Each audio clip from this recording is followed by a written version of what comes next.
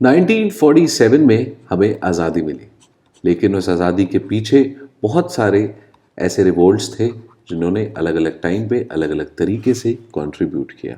वैसा ही एक important tribal revolt था कोल अपराइजिंग।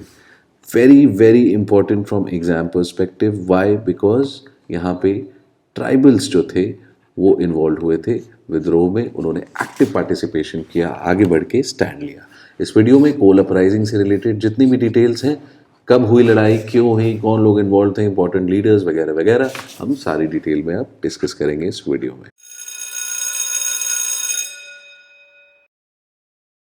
स्टार्ट करते हैं कुछ बेसिक फैक्ट से, जैसे कि ये रिवोल्ट स्टार्ट कब हुआ।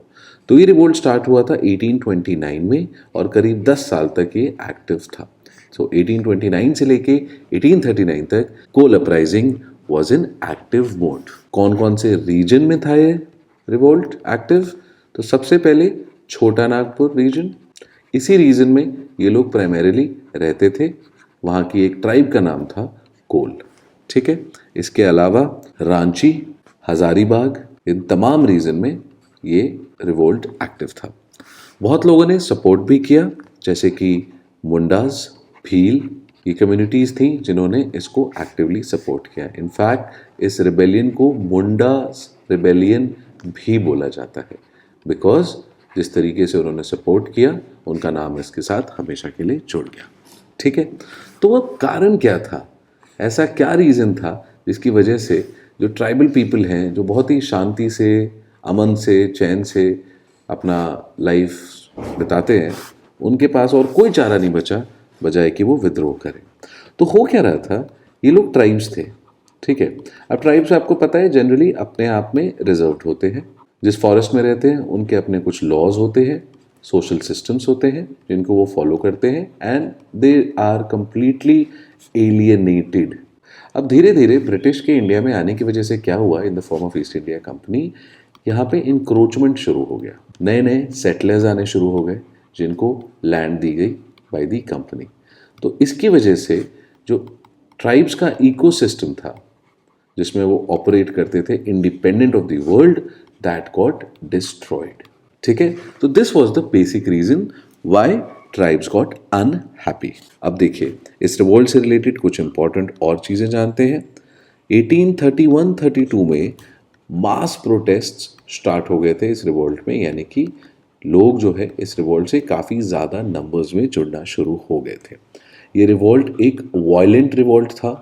जैसे पाबना जो रिवोल्ट था वो एक नॉन वायलेंट रिवोल्ट था, ये रिवोल्ट काफ़ी ज़्यादा वायलेंट। लोगों के घर जलाए गए थे, ऑफिशियल्स वर किल्ड वगैरह वगैरह, ऐसी चीज़ें बहुत ज़्यादा इस रिवोल्ट में देखने को मिली।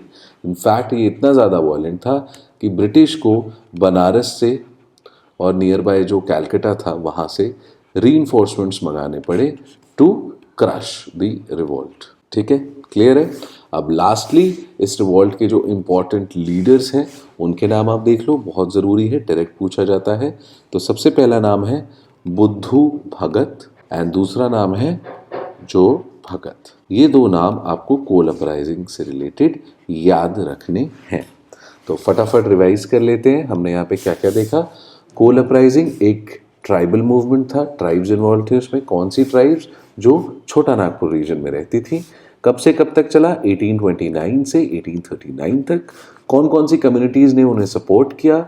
मुंडा, भील, होज, इन सारी कम्युनिटी ने इनको सपोर्ट किया और इस लेवल तक सपोर्ट किया कि उनका भी नाम इस रिवोल्ट से जुड़ गया। इस कोल अपराइजिंग को मुंडा रिबेलियन के नाम से भी जाना जाता है। दूसरी चीज़ 1831-32 में मास प्रोसेस हमें देखने को मिले। काफ़ी ज़्यादा नंबर्स में लोग इसमें इन्वॉल्व हुए, ज्वाइन किया उन्होंने इस रिवोल्ट को।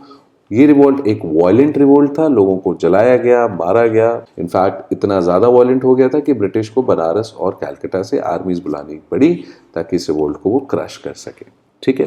रीज़न जो सबसे इंपॉर्टेंट है समझना क्यों हुआ, तो ट्राइबल पीपल जो होते हैं वो अपनी कम्युनिटी में रहते हैं, आइसोलेटेड होते हैं बाकी दुनिया से, उनके सिस्टम से।